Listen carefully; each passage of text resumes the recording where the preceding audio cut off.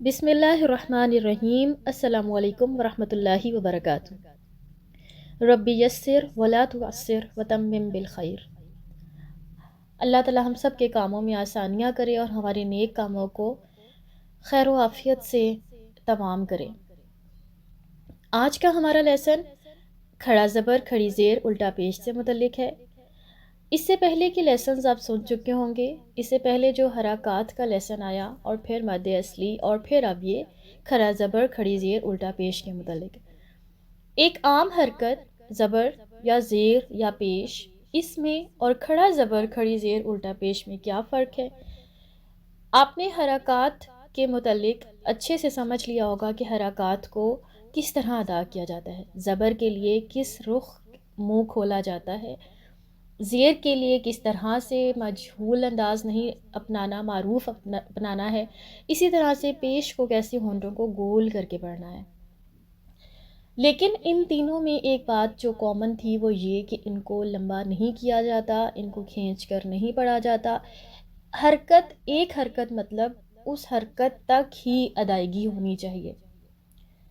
लेकिन जब हम खड़ा ज़बर खड़ी ज़ेर उल्टा पेश की तरफ आते हैं तो इसको थोड़ा सा पढ़ने के अंदाज में फ़र्क आता है। वो ये कि अगर हम सिंपल ज़बर को लंबा नहीं कर रहे, खींच के नहीं पढ़ रहे, लेकिन हम खड़ा ज़बर को एक अलिफ के बराबर खींच कर पढ़ते हैं। इसी तरह अगर हम ज़ेर को नहीं पढ़ रहे खींच कर, लेकिन खड़ी ज़ेर को हम खींच कर पढ़ते हैं।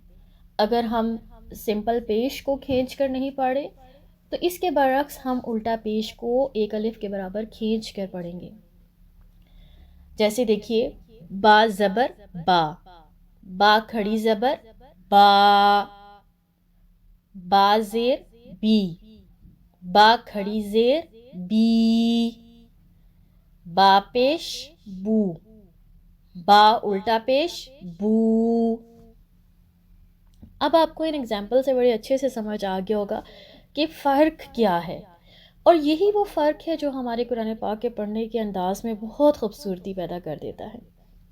कुछ एग्जाम्पल्स मैं आपके सामने रखूँगी मज़ीद, लेकिन इससे पहले ये बताती चलूँ कि खड़ा ज़बर खड़ी ज़ेर उल्टा पेश हरूफ़े मद्दा जो हमने बिल्कुल इससे पिछला लेक्चर हमने पढ़ा, उसकी मिसालें भी हमने ढूंढी। हरूफ़े मद्दा के कायम मुकाम भी कहलाता है।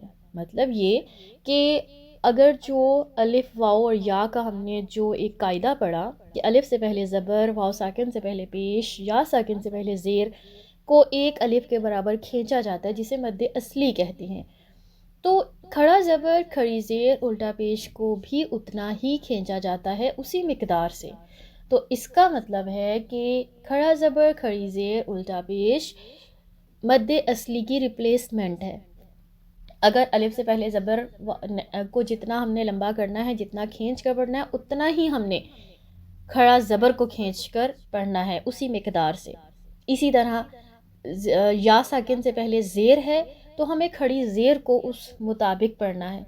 इसी तरह बाप साकिन से पहले पेश है तो बा उल्टा पेश को हमने उसी मिकदार के मुताबिक पढ़ना है। उम्मीद करती हूँ आप सबको बहुत अच्छे से समझ आ गया होगा। एक चीज़ का ख्याल करना है कि खड़ा ज़बर खड़ी ज़ेर उल्टा पेश को पढ़ते हुए मजहूल तरीका नहीं इख्तियार करना। बा खड़ी ज़ेर बे नहीं है, बा खड़ी ज़ेर बी। बा उल्टा पेश बो नहीं है, बा उल्टा पेश बू।